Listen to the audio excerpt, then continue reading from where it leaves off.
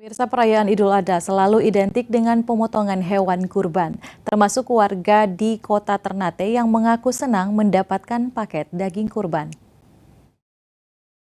Inilah suasana pemotongan hewan kurban oleh panitia Masjid Al-Munawwar Kota Ternate usai melaksanakan sholat Idul Adha. Tampak warga satu persatu mulai berdatangan di lokasi pemotongan hewan kurban, tepatnya di sekitar lingkungan Masjid Al-Munawwar. Warga yang menerima daging kurban mengaku senang. Mereka berencana akan menjadikannya masakan untuk dinikmati bersama keluarga. Senang mendapatkan apa, Bu? Dapat daging kurban ini, Pak. Berapa kilo itu, Bu? Ada 2 kilo. 2 kilo ya? Iya.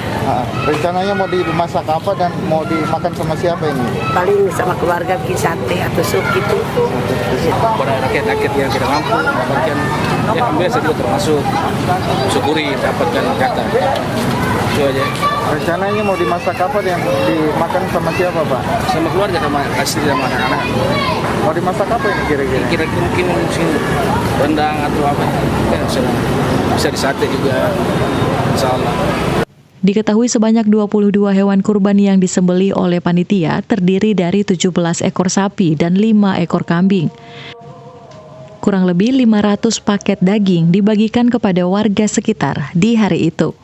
Dari Ternate, Maluku Utara, Opik Syarifuddin melaporkan untuk Kawanwa TV.